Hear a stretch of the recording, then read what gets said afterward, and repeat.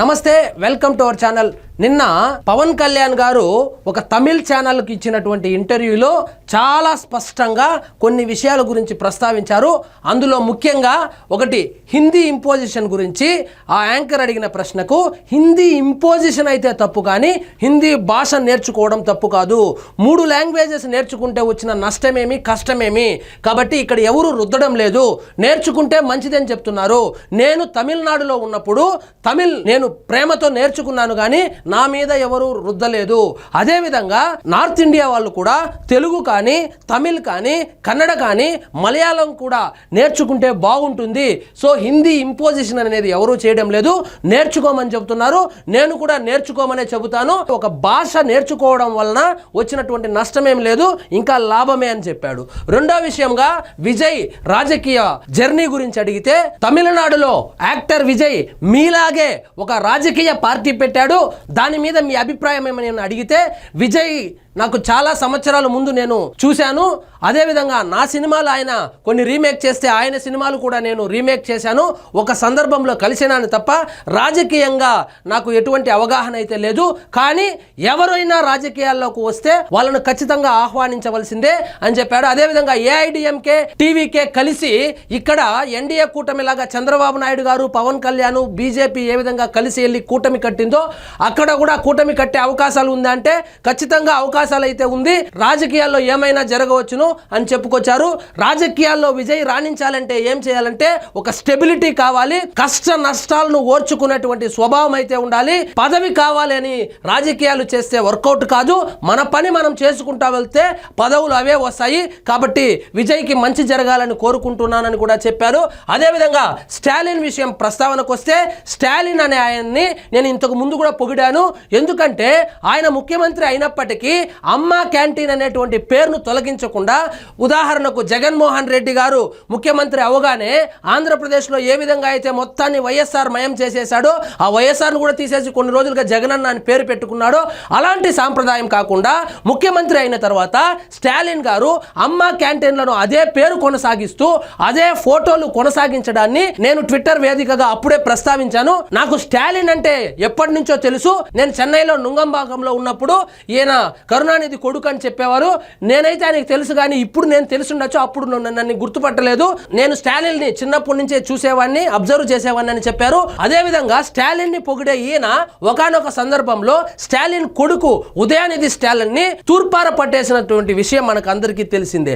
ఎలా అంటే సనాతన ధర్మాన్ని ఎరాడికేట్ చేయాలి, అది ఒక కరోనా లాంటి వైరస్ అని చెప్పినప్పుడు తిరుపతి వేదికగా పవన్ కళ్యాణ్ గారు సనాతన ధర్మాన్ని ఆ రోజు డిక్లరేషన్ అని ఒక సభ పెట్టి ఉదయనిధి స్టాలిన్ ని ఏకంగా ఏకి పారేసిన విషయం మనకందరికీ తెలిసిందే. సో దీన్ని బట్టి చూస్తే మనకేం అర్థమవుతుంది, మంచి ఎవరు చేసినా నేను ఖచ్చితంగా అభినందిస్తాను, చెడు ఎవరు చేసినా నేను సహించను, అది స్టాలిన్ అయినా ఉదయానిధి స్టాలిన్ అయినా అని మనకు ఒక అవగాహన అయితే వస్తుంది. అదేవిధంగా సినిమాల గురించి అడిగారు. సార్ మీరు సినిమాలు చేస్తున్నారు, అదేవిధంగా పొలిటికల్గా కూడా యాక్టివ్గా ఉన్నారు, ఉప ముఖ్యమంత్రిగా ఉన్నారు, ఈ రెండింటిని ఏ విధంగా బ్యాలెన్స్ చేస్తున్నారు అని అడిగితే సినిమా మీద ఎంత ప్యాషన్ ఉందో రాజకీయాల మీద కూడా అంతే ప్యాషన్ ఉంటే రెండింటిని చేయవచ్చు, ఖచ్చితంగా రెండిట్లోనూ రాణించవచ్చని నేనే ప్రత్యక్ష ఉదాహరణ అని కూడా చెప్పుకొచ్చారు. అదేవిధంగా మీరు ఎన్ని రోజులు ఇంకా సినిమాలు చేస్తారు, హరిహర వీరమల్లో లేదా ఓజీ తర్వాత మీరు సినిమాలు మానేస్తారంటే ఖచ్చితంగా కాదు, నేను నాకు డబ్బులు కావలసినన్ని రోజులు ఖచ్చితంగా సినిమానే చేస్తాను. ఎందుకంటే నాకు తెలిసింది అది ఒక్కటే, నాకు ఇతర వ్యాపారాలు లేదు. మిగతా రాజకీయ నాయకులకు సిమెంట్ ఫ్యాక్టరీలు, మీడియా హౌసులు, ఇలాంటి ఎన్నో కాంట్రాక్టులు ఇలాంటివి ఎన్నో ఉన్నాయి. వాళ్లకు ఆర్థికంగా నిలదొక్కుకోవడానికి వేరే అవకాశాలు ఉంది. కానీ నాకు మాత్రం ఎటువంటి వ్యాపారాలు లేదు. కాబట్టి నాకు డబ్బులు కావాల్సినప్పుడంతా సినిమా తప్ప వేరే అవకాశం లేదు. కనుక నేను ఖచ్చితంగా సినిమాల్లో అయితే కంటిన్యూ అవుతాను అని చెప్పారు. అదేవిధంగా చిరంజీవి గారు రాజకీయ ప్రయాణానికి మీ రాజకీయ ప్రయాణానికి తేడా ఏమిటంటే ఆయన మంచి ఉద్దేశంతోనే పార్టీ పెట్టాడు, సేవ చేయాలనేటువంటి తపన అయితే చిరంజీవి గారిలో ఉండేది. కానీ ఈ కుళ్ళిపోయిన రాజకీయ వ్యవస్థలో ఆయన తట్టుకోలేకపోయాడు. ఆయన సేవ చేయాలని ఉందే కానీ ఈ విధంగా బూతులు మాట్లాడేటువంటి రాజకీయాలను ఆయన సహించలేక ఆయన అటువైపు వెళ్ళిపోయాడు. కానీ నాది థిక్ స్కిన్ కాబట్టి నేనైతే బూతులు తట్టుకొని నిలబడి నేను అసలు ఏ పదవి వద్దనుకొని వచ్చాను కాబట్టి వాళ్ళు ఏం మాట్లాడినా చెవులో వేసుకోకుండా ముందుకు సాగుతున్నాను కాబట్టి 10 సంవత్సరాల ప్రయాణం అయితే సాగింది. మొదట్లో నేను పార్టీ పెట్టినప్పుడు చిరంజీవి గారు చాలా బెంగపడేవాళ్ళు, అవసరమారా నీకు ఇంత మంచి కెరీర్ వదిలేసి వెళ్తా ఉన్నామని. కానీ ఇప్పుడు నేను సాధించినటువంటి విజయాలు చూసి లోపల పొంగిపోతున్నాడు అంటే చెప్పుకొచ్చారు. సో ఈ విధంగా మెయిన్గా ఈ 5 పాయింట్ల మీద అయితే తమిళ్ ఇంటర్వ్యూ సాగింది. ఈ 5 పాయింట్లు చాలా పూసగుచ్చినట్లు చెప్పాడు. హిందీ నేర్చుకుంటే మంచిది, ఇంపోజిషన్ చేయకూడదని, అదేవిధంగా డీలిమిటేషన్ గురించి అడిగితే సౌత్కి గనుక నష్టం కలుగుతుంది అని కానీ తెలిస్తే మొదట ఉద్యమించేది నేనే, కాబట్టి ఏం జరుగుతుందో తెలియకుండా ఎవరో నాయకులు ఏదో జరిగిపోతుందని ఊహించుకొని ఇలాంటి సమావేశాలు పెట్టుకొని నిన్న ఏదైతే స్టాలిన్ గారు, కేరళ సీఎం గారు, మన రేవంత్ రెడ్డి గారు, అదేవిధంగా కర్ణాటక సీఎం గారు మొత్తం సమావేశమై దాన్ని వ్యతిరేకిస్తున్నారో అలా ఏం జరుగుతుందో తెలియకుండా వెళ్ళి పార్లమెంటులో పోరాడకుండా ఇలా జనాలను మిస్గైడ్ చేయడము తప్పు.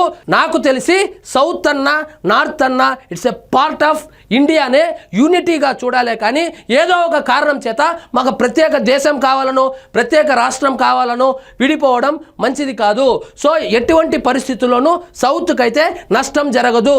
ఒకవేళ నష్టం జరిగేటట్టు ఉంటే నేను ఖచ్చితంగా ప్రశ్నిస్తానని అయితే చెప్పుకొని వచ్చారు. ఇదండి ఆ ఇంటర్వ్యూ యొక్క తెలుగులో ట్రాన్స్లేషన్. ముఖ్యంగా 5-6 పాయింట్లు అయితే మాట్లాడడం జరిగింది. సో ఇదండి ఈ రోజు మన టాపిక్. మీకు ఈ వీడియో నచ్చినట్లయితే లైక్ చేయండి, షేర్ చేయండి, ఛానల్ మాత్రం సబ్స్క్రైబ్ చేసుకోవడం మర్చిపోవద్దు.